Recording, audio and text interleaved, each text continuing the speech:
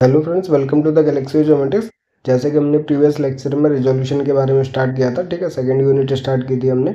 तो आज हम दो रिजोल्यूशन के बारे में देखेंगे, स्पेशियल और स्पेक्ट्रल रिजोल्यूशन के बारे में, ठीक है। तो इससे काफ़ी क्वेश्चंस बनते हैं, इनको अच्छे से समझना है, क्योंकि ये जो स्पेशियल और स्पेक्ट्रल रिजोल्यूशन है वो बेसिकली हमारे पास रिमोट सेंसिंग इमेजेस के लिए बहुत ज़रूरी है हमारे पास, ठीक है।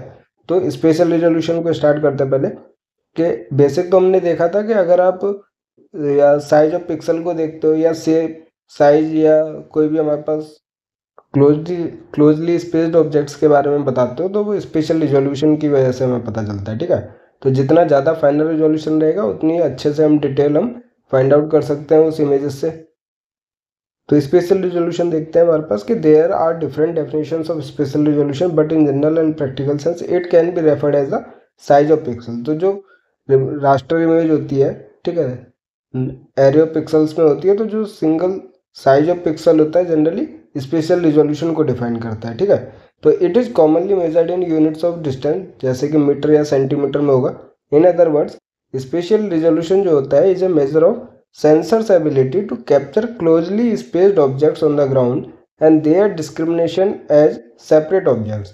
तो कोई भी अर्थ सरफेस के ऊपर जो ऑब्जेक्ट्स अवेलेबल है, मान लीजिए कि दो पोल्स हैं या दो ट्रीज हैं, इतना ज़्यादा क्लोज है कि हम उनको रिमोट सेंसिंग इमेजेस के अंदर भी हम उनको डिफ्रेंशिएट कर सकते हैं। तो इसका मतलब है कि अगर ये 5 मीटर है तो 5 मीटर उसका रिजोल्यूशन है, स्पेशियल रिजोल्यूशन।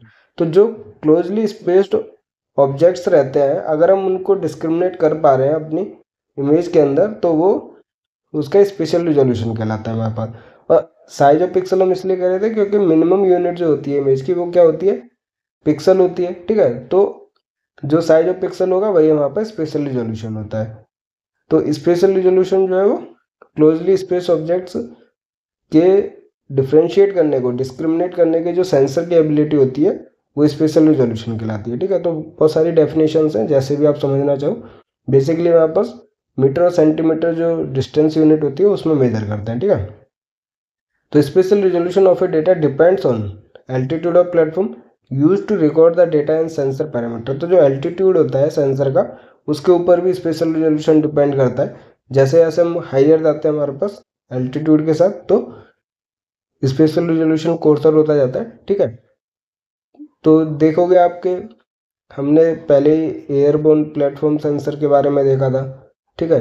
एयरबोर्न देखा था हमने, उसके बाद हमने स्पेस बोर्न भी देखा था। तो देखा था हमने कि ये जो स्पेस बोर्न सैटेलाइट्स होती हैं या सेंसर्स होते हैं वो हाइयर एल्टीट्यूड पे होते हैं, लेकिन इनके जो रिजोल्यूशन होते हैं वो कोर्सर होता है, मतलब कि इतना अच्छा नहीं होता है as comparison to the airborne and terrestrial, ठीक है। तो जैसे जैसे एल्टीट्यूड बढ़ता है वैसे वैसे वहाँ पर स्पेशल रिजोल्यूशन डाउन होता जाता है। तो relationship of spatial resolution with altitude can be understood with the following example. You can compare an astronaut on board a space shuttle looking at the earth to what he/she can see from an airplane। तो मान लीजिए कोई भी astronaut है जो space shuttle के ऊपर है, वो क्या चीज़ देख सकता है ग्राउंड के ऊपर, और हमारे पास अगर कोई बंदा एयरप्लेन पर है तो वो क्या चीज़ देख सकता है। तो हम देख सकते हैं कि एयरप्लेन वाला जो है क्लियरली जो ऑब्जेक्ट्स अवेलेबल हैं अर्थ सरफेस के ऊपर उनको क्लियरली विजिबल कर सकता है, बट जो स्पेस शटल के ऊपर एस्ट्रोनॉट अवेलेबल है वो इतने अच्छे से ऑब्जेक्ट्स को नहीं देख सकता। तो जैसे जैसे हम हाइयर एल्टीट्यूड पर जाते हैं, विजिबिलिटी जो होती है ऑब्जेक्ट्स के डिस्क्रिमिनेट करने की जो एबिलिटी होती है वो कम होती जाती है, ठीक है। Astronaut might see a whole province or country at a single glance but will not be able to distinguish individual houses. Individual houses को वो डिस्टिंग्विश नहीं कर सकता एस्ट्रोनॉट, ठीक है। लेकिन जो एयरप्लेन के ऊपर अवेलेबल है, he would be able to see individual houses और व्हीकल्स वाइल फ्लाइंग ओवर ए सिटी और टाउन। तो जितना कम एल्टीट्यूड है उतना अच्छा स्पेशल रिजोल्यूशन है। By comparing these two instances you will have better understanding of the concept of spatial resolution. तो यहाँ पे देखिए, अगर 1 किलोमीटर का स्पेशल रिजोल्यूशन है, मतलब कि जो 1 किलोमीटर से कम के अंदर ऑब्जेक्ट्स होंगे वो डिस्क्रिमिनेट नहीं कर सकते हो कि कौन से ऑब्जेक्ट्स हैं। जैसे कि इस इमेज के अंदर देख सकते हैं 1 किलोमीटर का है और हमारे पास 1 मीटर का स्पेशल रिजोल्यूशन है।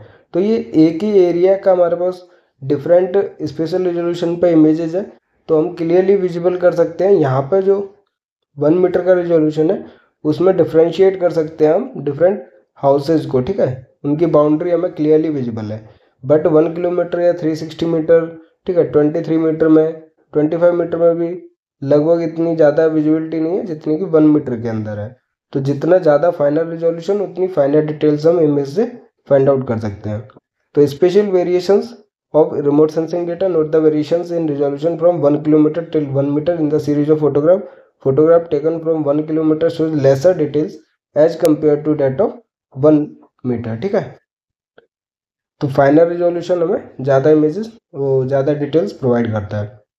अब जैसे कि हम दूसरा एग्जांपल लेते हैं कि suppose you are looking at the forest hill side from a certain distance, what you see in the presence of continuous forest, however from a great distance you do not see individual trees. As you go closer, eventually the trees, which may differ in size, shape and species, become distinct as individual। तो अगर आप दूर से देखोगे तो forest बस एक dense area दिखेगा आपको, लेकिन जब आप क्लोजर जाओगे तो ट्रीज को भी आप डिफरेंट उनके शेप साइज के बेसिस पे डिस्टिंग्विश कर सकते हो। ठीक है, तो जितना क्लोजर रहोगे उतने अच्छे से वो डिस्टिंग्विश हो सकता है। ठीक है, तो as you draw much nearer you start to see individual leaves, और क्लोज जाएंगे हम तो उसकी लीव्स भी हम देख सकते हैं ट्रीज की। ठीक है, और you can carry this even further through leaf macro structure. तो अगर हम और ज़्यादा क्लोज जाते हैं, मतलब कि सब सेंटीमीटर लेवल के स्पेशल रिजोल्यूशन के अंदर जाते हैं, तो लीफ के जो स्ट्रक्चर होता है, मैक्रो स्ट्रक्चर, उसको भी हम देख सकते हैं। Then recognition of cells and with further higher spatial resolution individual constituent items and finally subatomic components can be done. तो जितना ज़्यादा फाइनल जाओगे आप एटम्स को भी देख सकते हो लीफ के, और हमारे पास सब एटॉमिक स्ट्रक्चर को भी देख सकते हो। तो जैसे इस फिगर में देखते हैं हमारे पास कि 100 मीटर के रिजोल्यूशन में आप देख सकते हो कि ग्राउंड कवरेज ज़्यादा है, लेकिन जो ट्रीज है उनको हम डिस्टिंग्विश नहीं कर सकते। फिर 10 मीटर का रिजोल्यूशन है, फिर 1 मीटर का रिजोल्यूशन है, 10 सेंटीमीटर में हम उनकी लीव्स तक को देख सकते हैं, हमारे पास ट्रीज की लीव्स कैसी हैं। ठीक है, उसके बाद सब स्ट्रक्चर को हम देख सकते हैं, लीव के सेलुलर स्ट्रक्चर को 1 सेंटीमीटर के स्पेशल रिजोल्यूशन पर। तो जितना ज़्यादा फाइनल रिजोल्यूशन उतनी फाइनल डिटेल्स हम फाइंड आउट कर सकते हैं। ठीक है, तो स्पेशल रिजोल्यूशन का सिंपल सा मतलब है कि जो ऑब्जेक्ट्स के बारे में अगर फाइनल डिटेल्स चाहिए तो आपको फाइनल स्पेशल रिजोल्यूशन चाहिए होगा। ठीक है, the details of features in an image are dependent on the spatial resolution of the sensor and refer to the size of smallest possible feature that can be detected. Spatial resolution जितना कम होगा उतना smallest possible feature को हम detect कर सकते हैं। Special resolution depends primarily on the instantaneous field of view. तो अब हम टेक्निकल वर्ड में जाएंगे कि इंस्टेंटेनियस फील्ड ऑफ व्यू जो हम बार बार समझ रहे थे, अब इसमें फिगर के साथ समझेंगे कि इंस्टेंटेनियस फील्ड ऑफ व्यू कैसे हमारे पास स्पेशल रिजोल्यूशन से कनेक्टेड है। ठीक है, फॉर्मूला होता है हमारे पास, उसको भी हम देखेंगे। तो प्राइमरली जो डिपेंड करता है स्पेशल रिजोल्यूशन वो IFOV के ऊपर ही डिपेंड करता है। ठीक है, of the sensor which refer to the size of the smallest possible feature that can be detected by each sampling unit of the sensor. तो IFOV हमें पता है कि सबसे स्मॉलेस्ट यूनिट होती है। एक डिटेक्टर जो होता है वो ग्राउंड सरफेस के ऊपर जो देखता है उस एंगल को या उस व्यू को क्या कहते हैं, इंस्टेंटेनियस फील्ड ऑफ व्यू कहते हैं। तो ये खुद हमारे पास स्मॉलेस्ट पॉसिबल फीचर को फाइंड आउट करता है। ठीक है, तो डिटेक्ट करता है each sampling unit of the sensor, smallest unit IFOV। तो ये हमारे पास क्या स्पेशल रिजोल्यूशन देती है। अभी हम फॉर्मूला में देखेंगे इसका।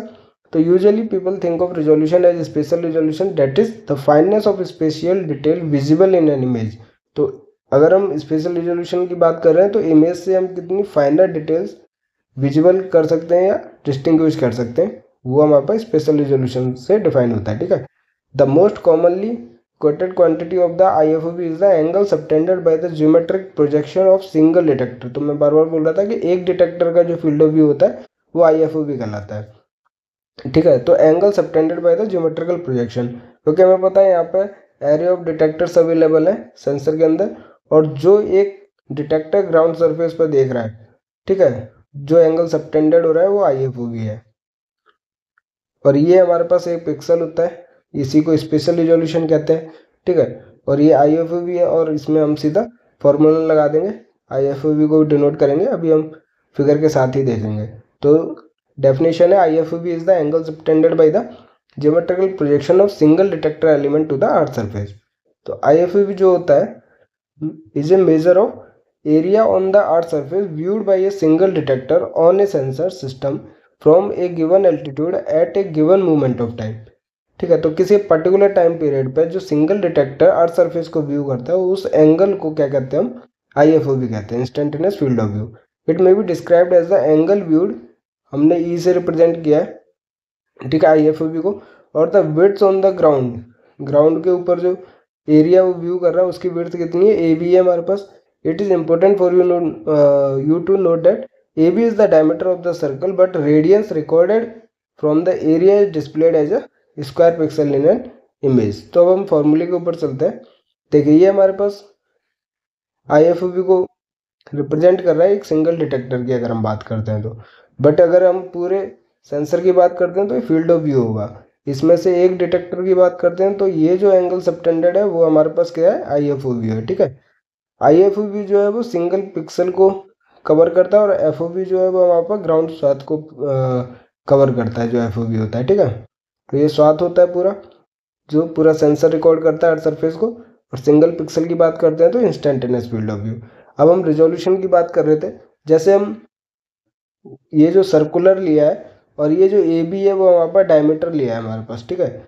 और जब हम बात करेंगे कि ये जो सिंगल डिटेक्टर है वो हमारे पास स्क्वायर पिक्सल से जो भी एनर्जी रेडिएट होती है, रिफ्लेक्ट होती है, एमिट होती है, वो उसको रिकॉर्ड करता है हमारे पास।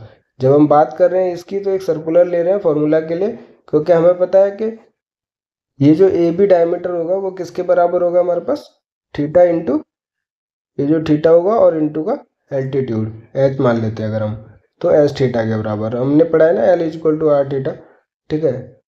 या फिर टेन थीटा भी निकाल सकते हो आप, जो साइन थीटा के इक्वल हो जाता है स्मॉल एंगल पे। बट यहाँ पे आप सिंपल ये जो हाइट है एल्टीट्यूड, ठीक है, जिस पे सेंसर एल्टीट्यूड हाइट है, H मानते हैं हमारे पास। और अगर हम IFOV की बात कर रहे हैं जिसको हमने E डैश से हमारे पास क्या किया, डिनोट किया, तो स्पेशल रिजोल्यूशन जो AB पिक्सल साइज होगा हमारे पास वो E इंटू H के बराबर होगा। तो diameter of circular ground area viewed, ठीक है, डायमीटर मतलब AB की वैल्यू कितना हो जाएगी, थीटा इंटू ये एल्टीट्यूड, ठीक है, H। और एक सिंगल पिक्सल की बात कर रहे हैं हमारे पास, यहाँ पे D जो है वो diameter of circular ground viewed है, H हमारे पास flying height above the terrain, जो एल्टीट्यूड है हमारे पास सेंसर का वही फ्लाइंग हाइट हो गई हमारे पास जो भी प्लेटफॉर्म होगा।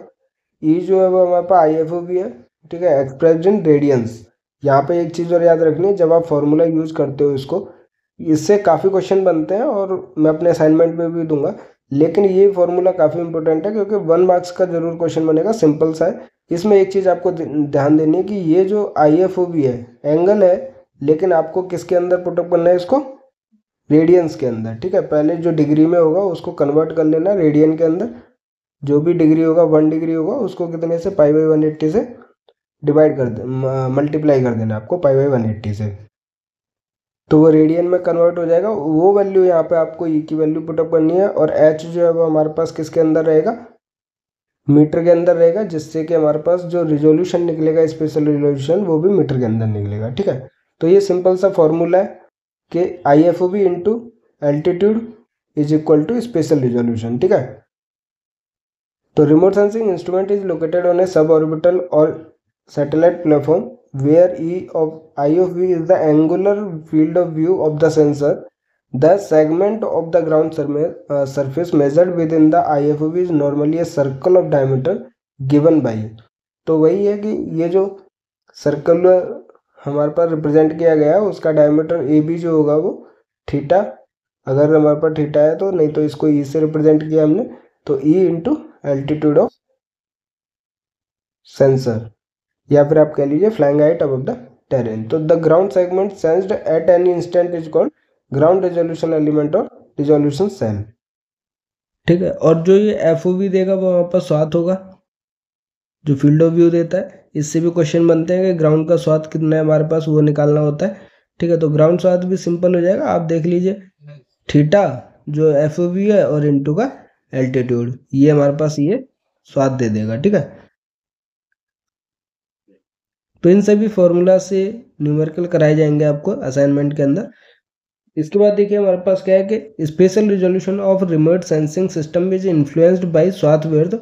स्पेशल रिजोल्यूशन है swath width determine the degree of detail that is revealed by the sensor and area of coverage. सातवां वर्ड क्या है वहाँ पर, एरिया ऑफ कवरेज को बताता है, और जो स्पेशल रिजोल्यूशन है कि कितनी डिग्री ऑफ डिटेल हम फाइंड आउट कर सकते हैं उससे, ठीक है, वो बताता है।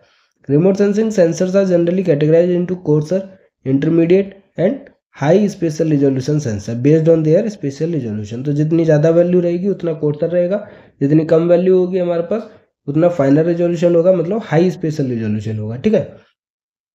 Sensors having coarse resolution provides much less detail than the high spatial resolution sensor। तो ये जो हाई स्पेशल रिजोल्यूशन है वो एक्चुअली फाइनल रिजोल्यूशन है हमारे पास, ठीक है। तो फाइनल से हमारे पास डिटेल्स ज़्यादा निकलती हैं एज कम्पेयर टू कोर्सर।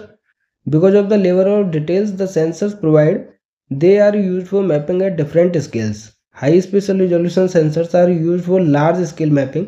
तो जो फाइनल रिजोल्यूशन होता है या हाई स्पेशियल रिजोल्यूशन होता है उनको हम लार्ज स्केल मैपिंग के लिए यूज करते हैं, ठीक है। जैसे स्मॉल एरिया मैपिंग को यूज करना है तो फाइनल डिटेल्स, क्योंकि स्मॉलर एरिया है तो हम कोर्सर यूज नहीं कर सकते, वो तो हमारे पास पूरा ग्राउंड कवरेज एक ही बार में करेंगे और डिटेल्स हमारे पास फाइंड आउट नहीं होंगी। तो अगर फाइनल डिटेल्स चाहिए हमें स्मॉल एरिया के लिए तो हाई स्पेशल रिजोल्यूशन की इमेजेस लेनी पड़ेंगी हमें, ठीक है। Whereas coarse spatial resolution data are use for regional, national and global scale mapping, ठीक है। तो अगर स्मॉलर एरिया के लिए चाहिए तो हाई स्पेशल रिजोल्यूशन चाहिए, अगर नेशनल, रीजनल या ग्लोबल स्केल की मैपिंग करनी है तो कोर्स रिजोल्यूशन चल जाएगा हमारे पास, ठीक है। कोर्स स्पेशल रिजोल्यूशन का डेटा चल जाएगा। तो ये हमारे पास स्पेशल रिजोल्यूशन के बारे में था। कोई भी डाउट होता है कमेंट कर सकते हो, पूछ सकते हो, ठीक है। वैसे सिंपल है, कोई दिक्कत नहीं है, न्यूमेरिकल्स भी होंगे उससे असाइनमेंट के अंदर, ठीक है। उसके अलावा आप प्रीवियस ईयर्स लगा सकते हो, उसमें भी हमारे पास स्पेशल रिजोल्यूशन से रिलेटेड क्वेश्चन है। कोई भी डाउट होता है तो आप हमसे पूछ सकते हो। उसके अलावा वीडियो भी हमारे पास जो एनालिसिस वीडियो होंगी प्रीवियस ईयर की वो भी अपलोड होंगी, ठीक है, जल्दी। अब हमारे पास दूसरा जो रिजोल्यूशन है वो है स्पेक्ट्रल रिजोल्यूशन। ये भी इंपॉर्टेंट है as comparison to spatial resolution, दोनों ही इंपॉर्टेंट है हमारे पास, ठीक है।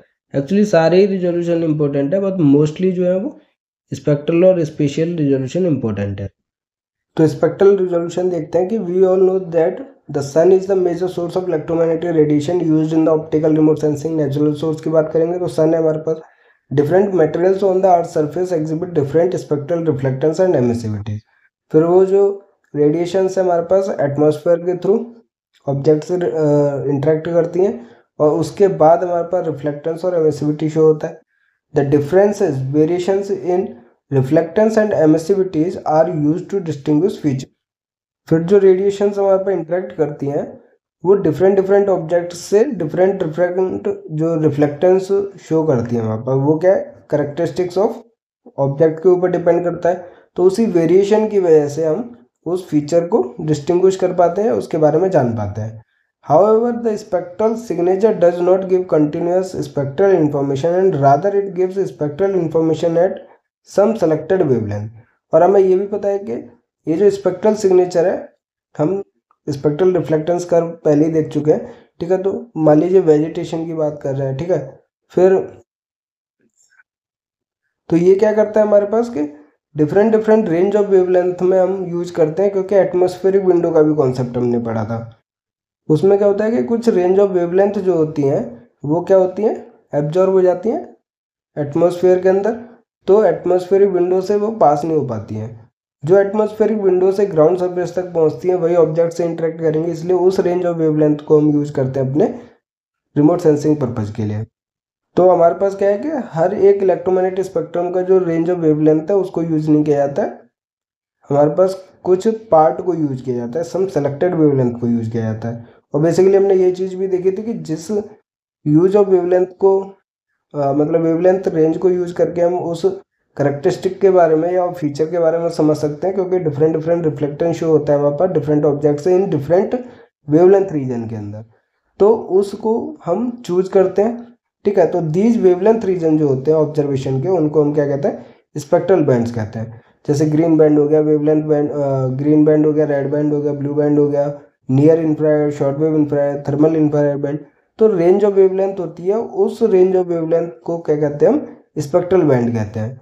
Spectral bands are defined in terms of दो चीज़ें होती हैं, सेंट्रल वेवलेंथ होती है और बैंड विड्थ होती है हमारे पास। तो अगर हम एग्जांपल लेते हैं ग्रीन वेवलेंथ रीजन का, तो वो कितने से कितनी रेंज ऑफ वेवलेंथ होती है, 0.5 से 0.6 माइक्रोमीटर। ठीक है, तो सेंट्रल वेवलेंथ कितनी होगी, इन दोनों का एवरेज 0.55 माइक्रोमीटर, और जो बैंड विड्थ हो गई इन दोनों का डिफरेंस 0.1 माइक्रोमीटर। ठीक है, तो ये जो हमारे पास स्पेक्ट्रल बैंड होता है उसको हम सेंट्रल वेवलेंथ और बैंड विड्थ से डिफाइन करते हैं। ठीक है, beside the location of the central wavelength and band width, the total number of bands is also another important aspect of spectral band selection. तो कितने नंबर ऑफ बैंड्स हम sensor के अंदर यूज कर रहे हैं वो भी हमारे पास इंपॉर्टेंट फैक्टर है हमारे पास।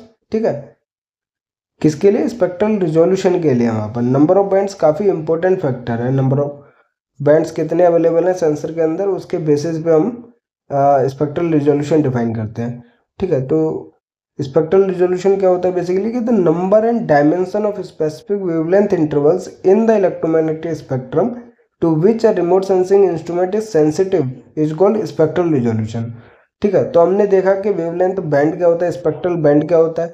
ठीक है, और उसको सेंट्रल वेवलेंथ या बैंडविड्थ से डिफाइन करते हैं जो भी स्पेक्ट्रल बैंड होता है। तो कितने नंबर ऑफ बैंड्स हैं जो, या फिर नंबर या फिर dimension of specific wavelength interval जो होता है उसको हम स्पेक्ट्रल रिजोल्यूशन कहते हैं। कहने का मतलब है कि मान लीजिए कोई भी सेंसर है वो ग्रीन रेंज ऑफ वेवलेंथ में भी डिटेल्स कैरी कर सकता है हमारे पास, क्योंकि उसके अंदर ग्रीन वेवलेंथ रीजन का जो बैंड है वो अवेलेबल है, मतलब कि वो 0.5 से 0.6 माइक्रोमीटर की रेंज ऑफ वेवलेंथ को स्कैन कर सकता है हमारे पास। ठीक है, या रिकॉर्ड कर सकता है। ठीक है, तो ये एक बैंड हो गया। फिर हमारे पास मान लीजिए उसके अंदर रेड बैंड है 0.7 से हमारे पास 0.6 से 0.7 माइक्रोमीटर। ठीक है, सिमिलरली नियर इंफ्रारेड है, शॉर्ट वेव इंफ्रारेड बैंड है। तो डिफरेंट रेंज ऑफ वेवलेंथ को वो सेंस कर सकता है, कंटिन्यूसली नहीं है, पार्ट्स में डिवाइडेड है। तो बैंड विड्थ हो गई हमारे पास 0.1 माइक्रोमीटर, दोनों का डिफरेंस। तो वो उसको हम जो नंबर ऑफ बैंड्स होते हैं, एक हो गया, दो हो गया, तीन हो गया, शॉर्ट वेव भी है तो चार हो गया। तो ऐसे हमारे पास नंबर ऑफ वेवलेंथ बैंड होते हैं।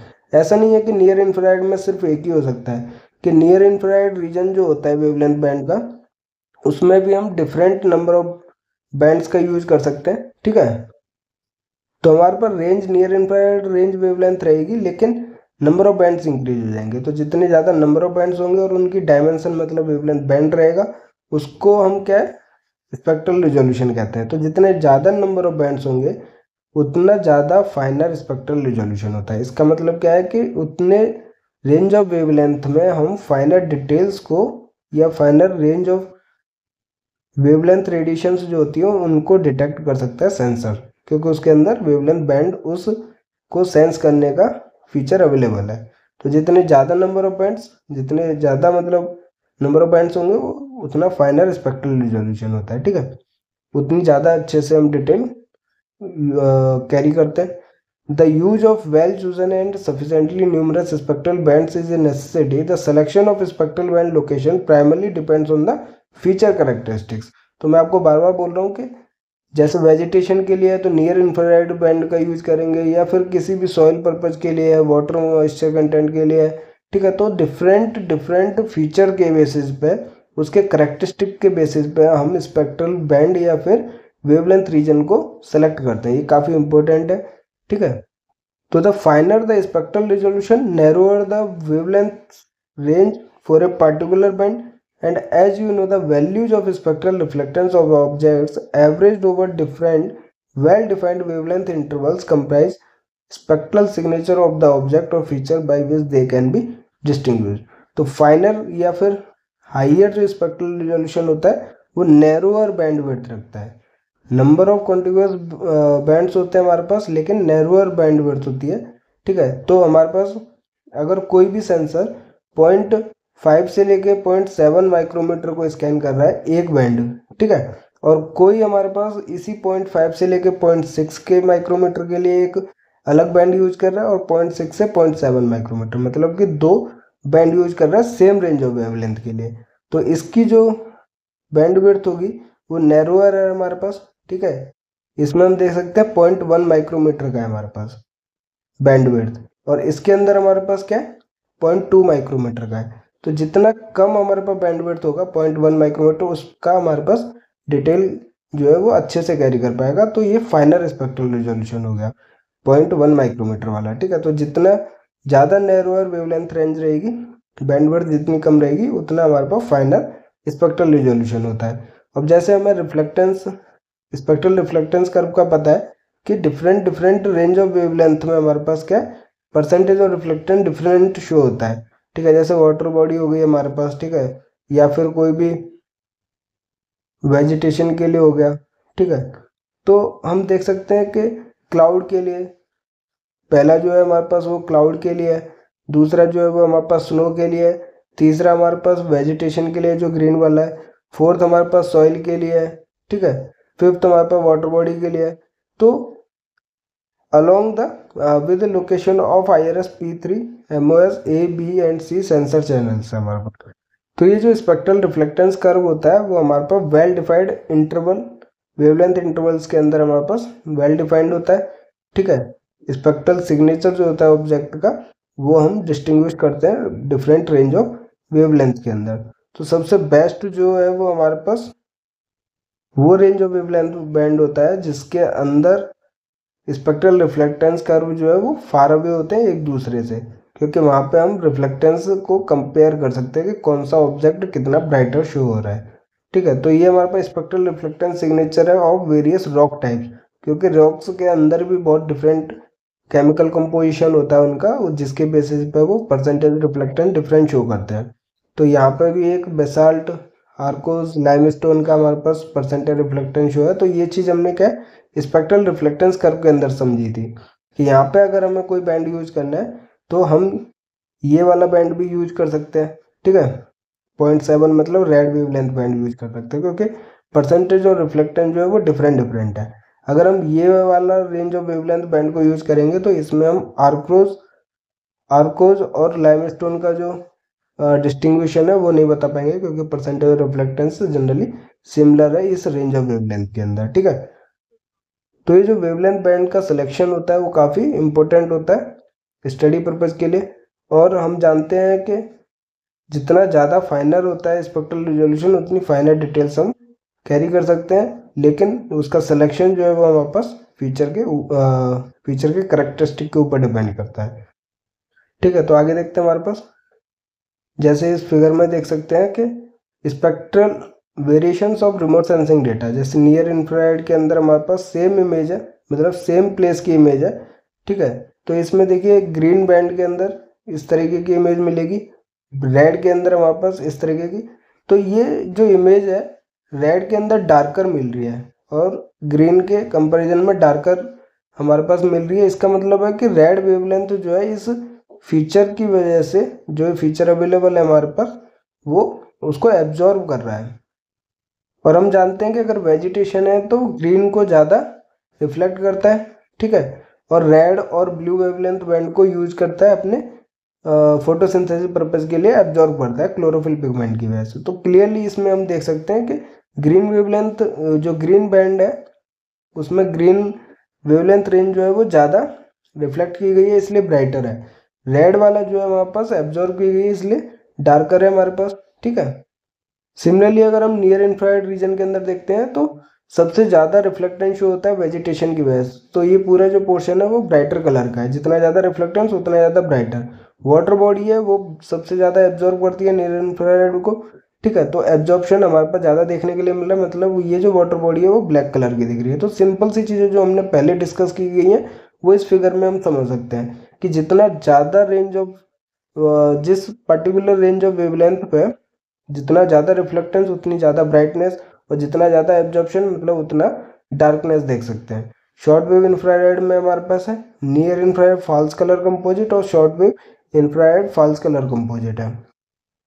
इसमें क्या करते हैं हम डिफरेंट वेवलेंथ बैंड को हम चेंज कर देते हैं, रेड से ग्रीन को, ग्रीन से नियर इंफ्रारेड से, ठीक है, ग्रीन को नियर इंफ्रारेड से, या फिर रेड को नियर इंफ्रारेड से। तो इसमें फॉल्स कलर कंपोजिट देखने के लिए मिलता है।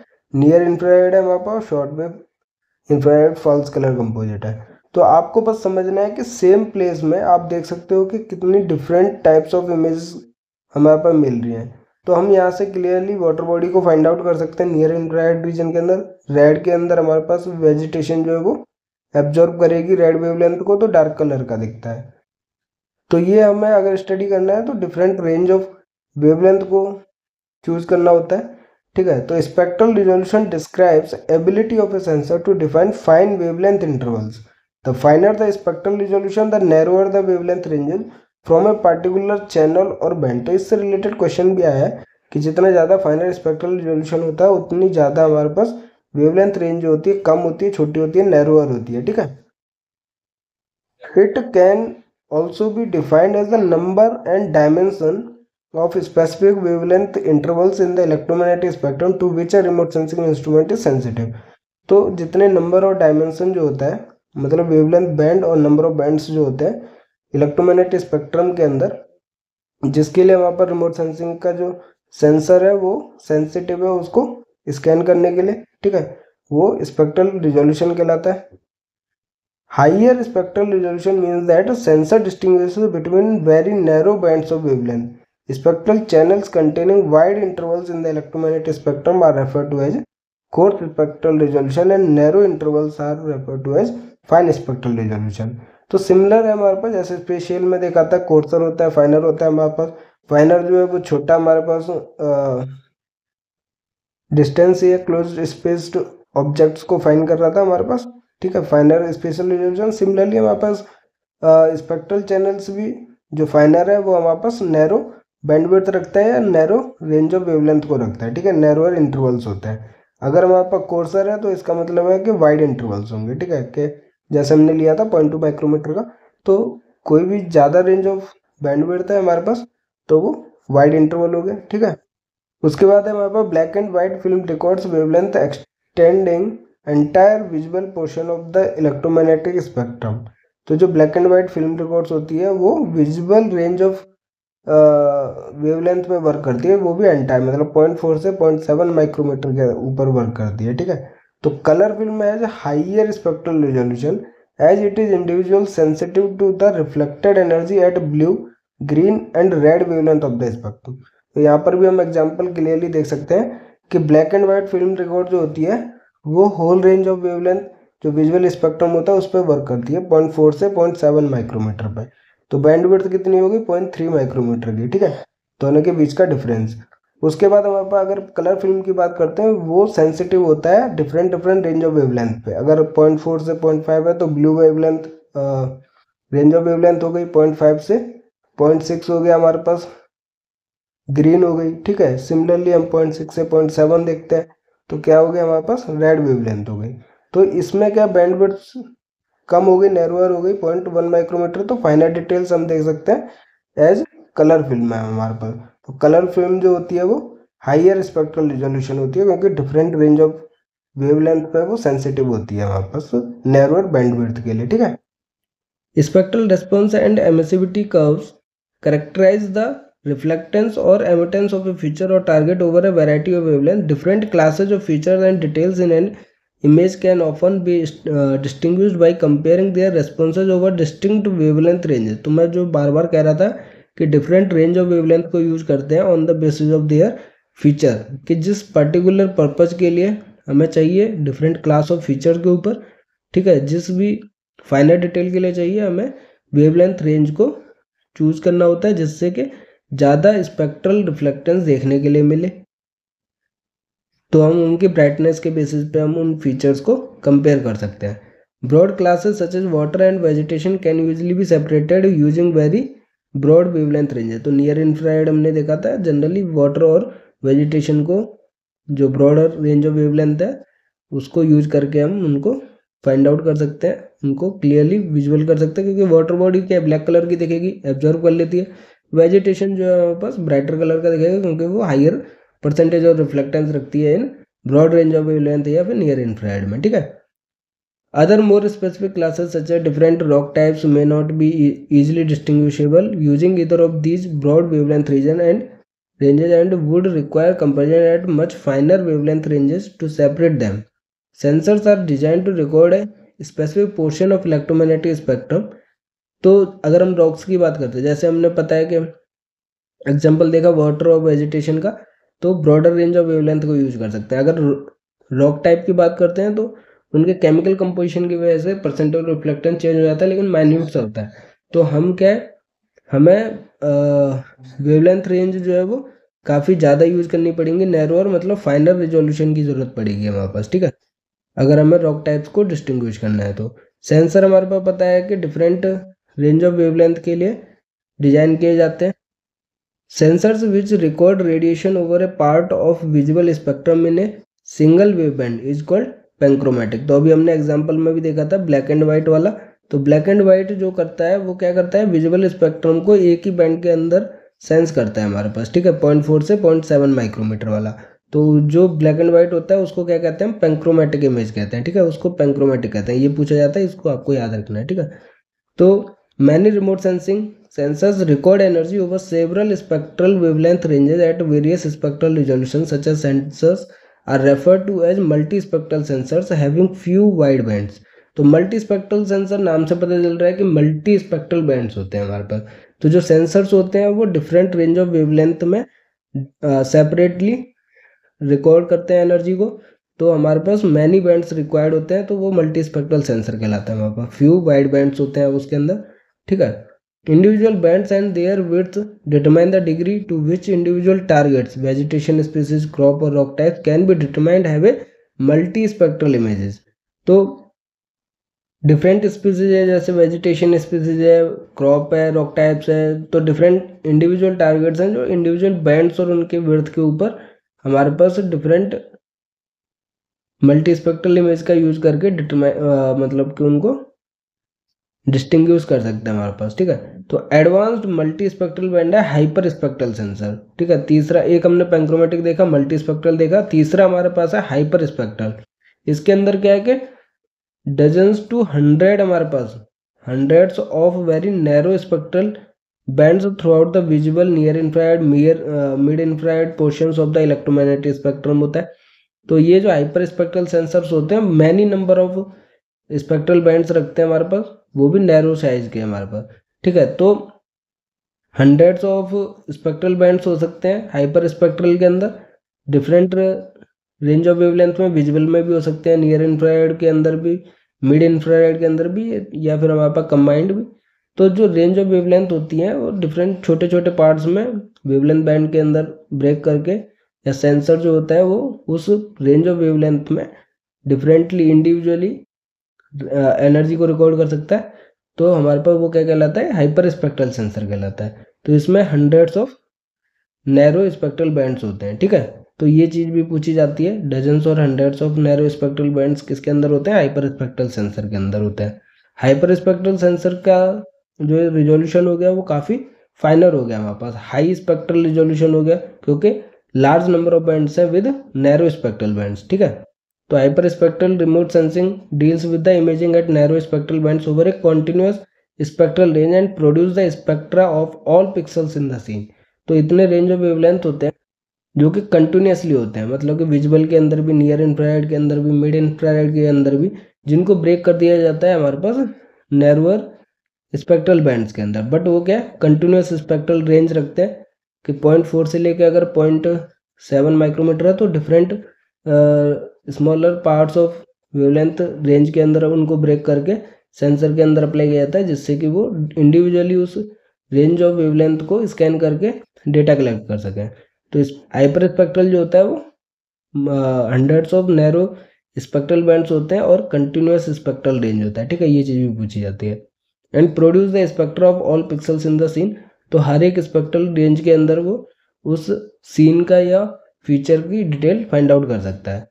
Hence spectral hyper spectral data use to detect the subtle change in vegetation, soil, water and mineral reflector. इसलिए हाइपर स्पेक्ट्रल डेटा जो होता है वो काफ़ी यूजफुल होता है, क्योंकि फाइनल स्पेक्ट्रल रिजोल्यूशन होता है। तो वेजिटेशन को मॉनिटर करना है, सॉइल, वाटर या मिनरल रिफ्लेक्टेंस को देखना है, डिटेक्ट करना है, तो हाइपर स्पेक्ट्रल डेटा जो है वो काफ़ी यूजफुल होता है, ठीक है। तो ये था हमारे पास स्पेक्ट्रल रिजोल्यूशन। आज हमने स्पेशल देखा, स्पेक्ट्रल रिजोल्यूशन देखा, उसके आगे हम नेक्स्ट लेक्चर में देखेंगे, ठीक है।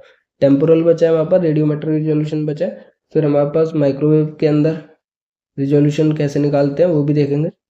आज का वीडियो पसंद आया तो लाइक कीजिए, दोस्तों के साथ शेयर कीजिए और चैनल को सब्सक्राइब कीजिए। कोई भी डाउट है तो आप हमसे पूछ सकते हैं। टेलीग्राम और व्हाट्सएप चैनल पर हमारे साथ जुड़िए, जिसका लिंक जो है वीडियो को डिस्क्रिप्शन में मिल जाएगा। ठीक है, तो कोई भी डाउट होता है आप हमें वहाँ पर भी मैसेज कर सकते हैं। और अपनी गेट ज्योमेट्रिक्स की तैयारी ज्योमेट्रिक्स गैलेक्सी के साथ करते रहिए। Thank you.